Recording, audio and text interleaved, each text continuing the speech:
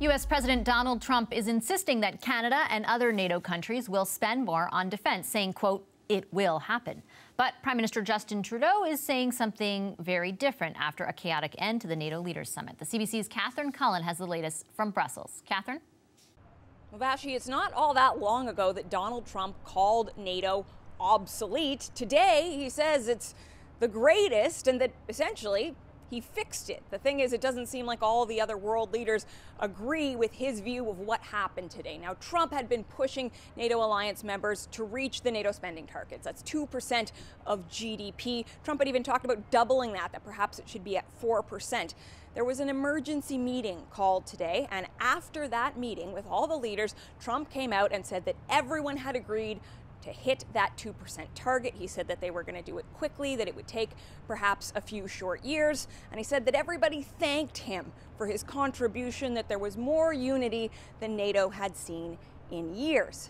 Now, Prime Minister Justin Trudeau has a slightly different version of events in terms of what it is that Canada has committed to. He says the same thing, in fact, he's been saying this week, long before that emergency meeting, that Canada is committed to aiming towards that 2% goal. And the word towards is important there because Canada doesn't have a plan to actually reach the 2% goal. Justin Trudeau also says that this is about the quality of the commitments, the military commitments that Canada is making. He says that Canada continues to pull its weight. It is always there when NATO needs it.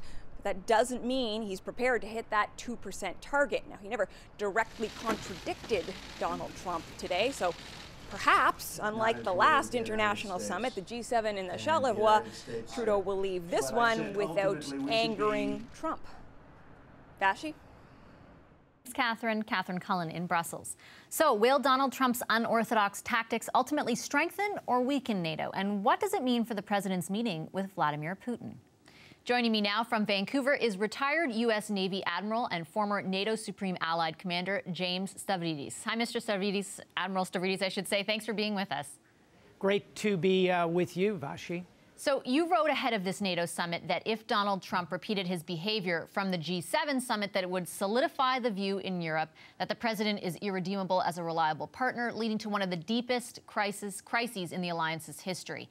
What are you thinking now that the summit has finished, and do you think a crisis has been avoided? You've heard of a bull in a China shop. We've just seen a bull in a NATO shop, and a lot of China got broken, I think particularly between the United States and Germany. That's very unfortunate. But at the end of the day, President Trump managed to walk it back to keep it within the frame of a recognizable alliance structure. And Vashi, he ended up signing the declaration of the summit. So a pretty rocky performance, but I think the alliance still holds together. That's good news. So crisis averted? I think crisis averted, as in an immediate crisis, but I think there's long-term structural, fundamental creaking of that transatlantic bridge. On one side, the United States and Canada. On the other side, 27 European allies. You just feel it kind of creaking in the wake of the commentary from President Trump. That's unfortunate. Was the outcome, though, better than you anticipated, given the tensions that led up to the summit? Absolutely. And what we ought to feel good about is that at the end of the day, all of our leaders came together and agreed a final document out of this summit. And they did have coherent conversations on Afghanistan, the Islamic State, and the real challenges facing the alliance. Now what we need to watch, Vashi, is what happens when President Trump has a summit with Vladimir Putin next week. And I definitely want to ask you about that. But I also want to, what seemed to dominate a lot of the coverage outside of what happened in the meeting itself was the discussion and the rhetoric from President Trump around defense spending. Today, Mr. Trump, for example, said that Jens Stoltenberg was giving the U.S. and specifically Mr. Trump himself credit for a renewed commitment to NATO among allies. Do you think that's justified? I really don't.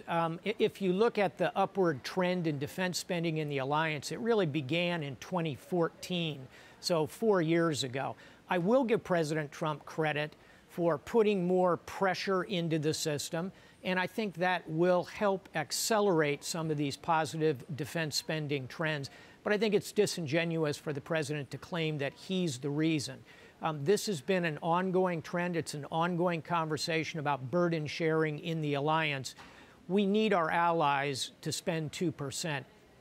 That is an achievable goal. The United States spends about 3.5% of its GDP.